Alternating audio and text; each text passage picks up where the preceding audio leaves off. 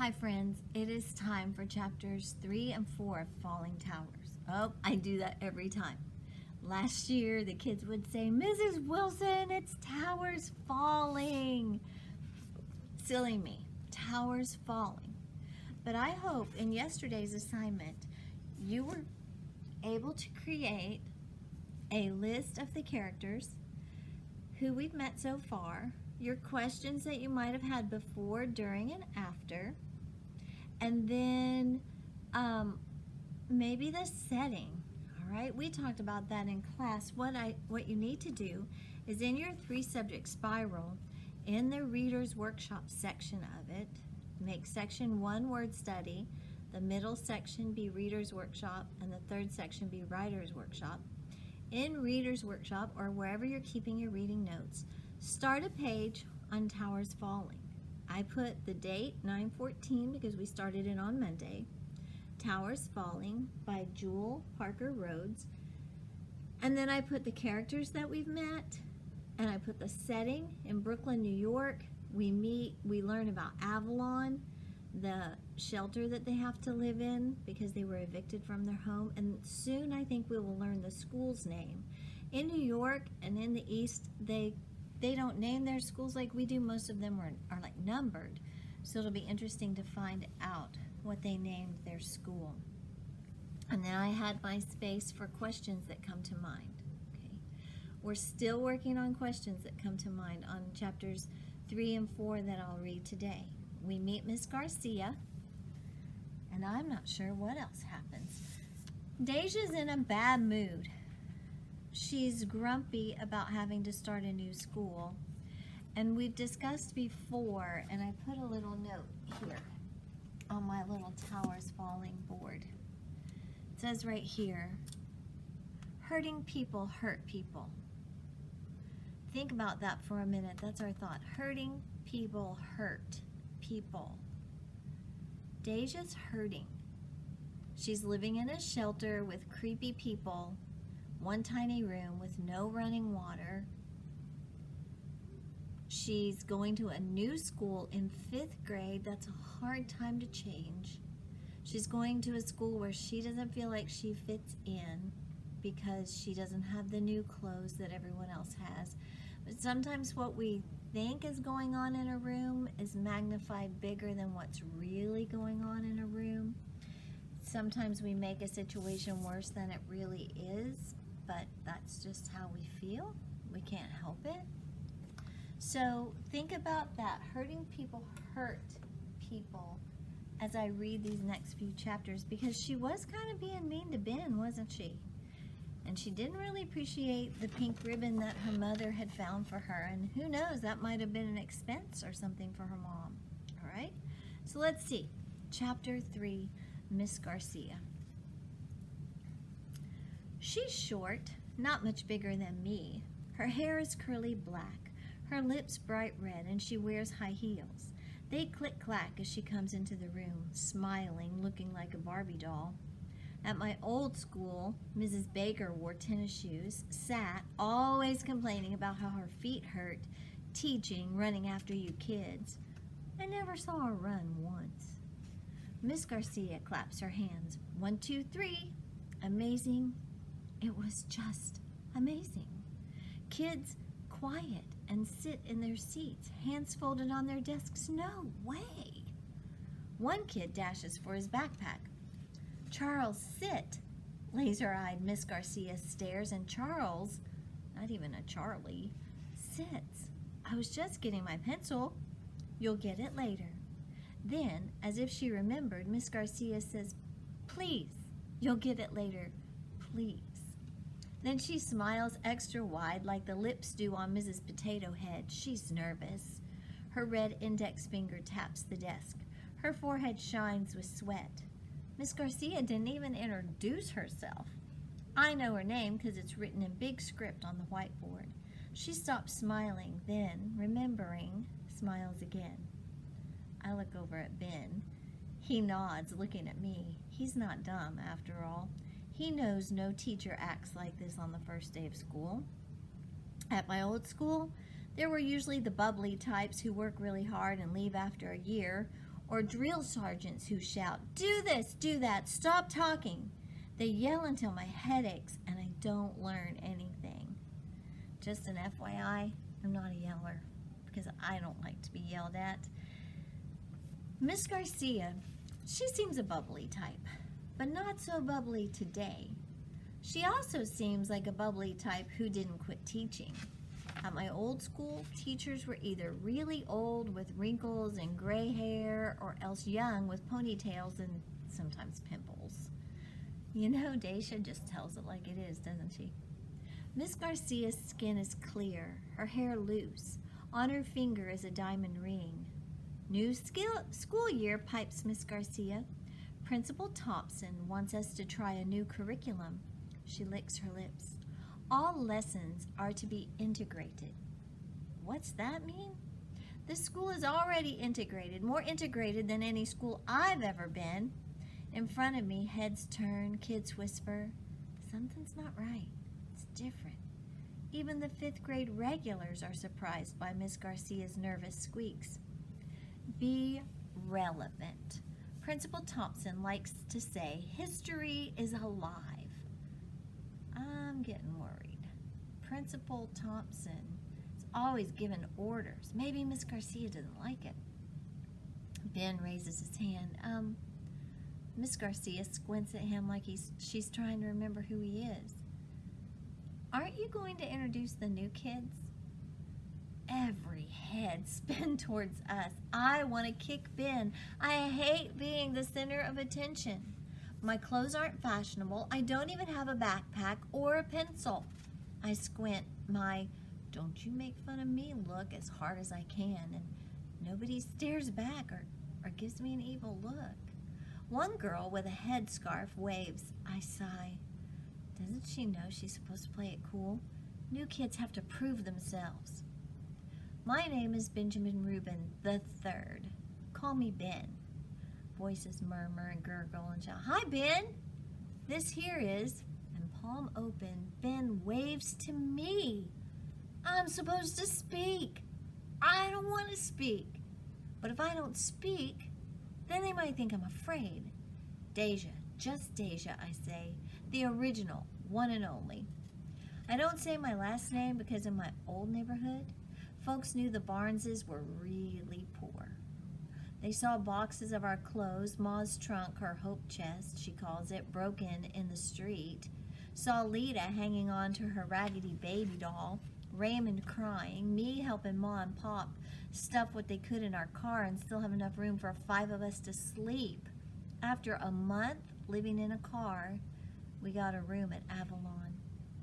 Welcome, says Miss Garcia, and I notice this time her smile is for real. We don't get many new students, especially in the 5th grade. Nope, says the girl with the scarf. We're a small school. Most of us have been friends since 1st grade. I knew it. Well, welcome, Benjamin and Deja. Students say hello to Ben and Deja. Kids say hi. Some say their name. I am surprised. For the first time, Miss Garcia looks relaxed and happy. Then she stands taller, clasping her hands. We're going to have an interesting start of this year. Special. Miss Garcia is still smiling, but her voice trembles like special is a problem. She breathes deep and shakes herself. Her hoop earrings wiggle. Today is September 6th. This is an important week, says Miss Garcia, looking left at the wall of windows. An important month. I'm worried again. It's September. What's so important about that? School always starts in September. Miss Garcia claps her hands again. 1, 2, 3, and we all quiet. Our first essay. Please write about your summer vacation. Oh, everybody groans except Ben. He opens his backpack and hands me a number 2 pencil. I don't know why I take it. Sabine, please pass out the paper. The girl from earlier leaps up. Teacher's pet, I think. Sabine is smiling, passing lined paper to the left and the right between aisles. Some kids even say, thanks, Sabine. She pauses, looks at me, looks at Ben. She looks at the two empty desks separating us. Here. The lined paper flops like a dead bird's wing. I don't take it. Sabine places the sheet on my desk. Here, she smiles and turns to Ben. Thanks. Miss Garcia, I'm going to sit here between Ben and Deja. That's fine. Sabine sits closer to Ben than me. Good thing. I was going to yank her scarf if she sat next to me. Okay, do you think Deja, she really represents the hurting people, hurt people? Why do you think she's feeling this way? Why do you think she has this chip on her shoulder? Okay, so tell me a little bit about Deja after we finish reading. Chapter 4, Lunch. Sometimes it isn't about what you do. It's about what you see. The cafeteria is bustling with little kids opening superhero or My Little Pony lunch boxes. They're sitting at tables, legs swinging off the ground, giggling, unwrapping sandwiches while teachers watch them. Older kids, 4th and 5th graders, are in line as women with hairnets pile their trays with spaghetti, a fruit cup, and a cookie. Sabine grabs a carton of milk. Ben's got a paper sack, but he goes through the line and grabs an apple and an orange juice. Then they pay. I spin around, push through the flapping doors, and walk into the hall. It's quiet. Everybody's at lunch, including the teachers. And these halls, they're calm and clean. My stomach rumbles, and I sip from the water fountain. I like the hallway walls, painted sky blue and bright yellow. No curse words or graffiti. Most of the walls are blank, but there's a sign for each grade. 1st grade, Mr. Brennan. 2nd grade, Mrs. Shear. All the way up to 5th grade, Miss Garcia. I think the classes are going to decorate the walls with art and class projects. 5th grade will probably post summer vacation essays. My page will be blank. I walk farther down, and on the wall across from the girls' bathroom, there's a world map with colored pins. At the top, the sign reads, Brooklyn Collective Elementary. Who we are, where we're from. Okay, so we learned the name of the school. Brooklyn Collective Elementary. Blue pins poke New York. Then there's thread like spider webs cutting across the map to new pins, all different colors, poking at England, the Dominican Republic, Africa, India, and more. Where are you from? Asks Sabine, appearing next to me. I try to ignore her. Go away, I think. She's munching a breadstick. I'm from Turkey. See, that's my string. I'm not really Turkish. That sounds funny, doesn't it? But my grandparents came from Istanbul. Ben, where are you from? I groan.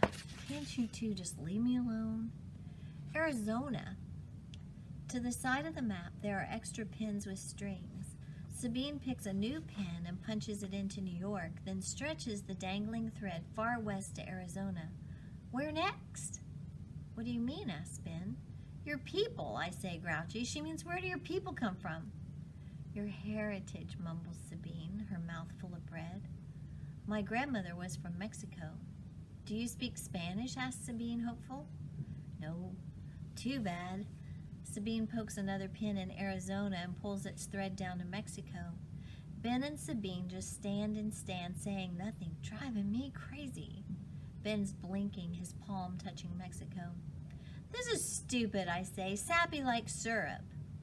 Better than sour, quips Sabine.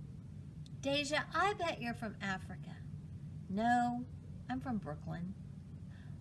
Muntu is from Africa, says Sabine. Nigeria, I think. He's a 4th grader. I meant long ago, murmurs Ben. You mean slavery? How come every white person sees a black person and thinks slavery? You're African American, aren't you?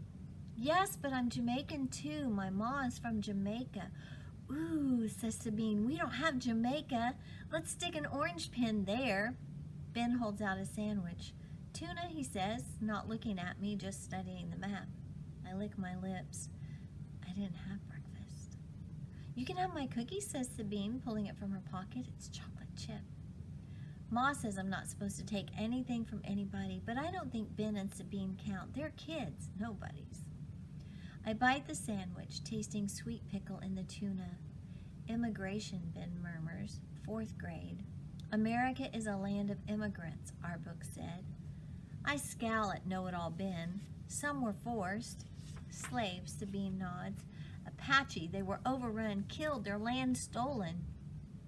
Sabine and me both look at Ben. With his index finger, he pushes his glasses high on his nose. At my old school, we always talk about who was already here in America. I never thought about that, I say, and I haven't. Why should I care anyway? Knowing about Apache doesn't buy me lunch. Lynap, says Sabine. 3rd grade, we did a study unit.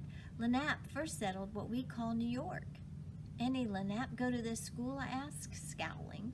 No, says Sabine, but it seems like everyone else in the world does. I stare at the map. Pakistan, Germany, Japan. The world is so big. I pluck another orange pin, orange for me. I push it into Africa's coast and angle the thread to New York. Thanks for lunch, I say, and the bell rings. Come on, says Sabine. Ben walks. His cowboy boots clack on the linoleum. I trail behind, gobbling the rest of my sandwich. I hate Avalon family residence. I like here.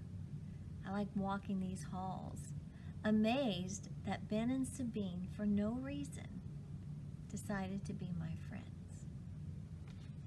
And that's the end of the next chapter. I want to know, talk about the character change, the attitude change from Deja when she started school that day and now Deja at lunchtime.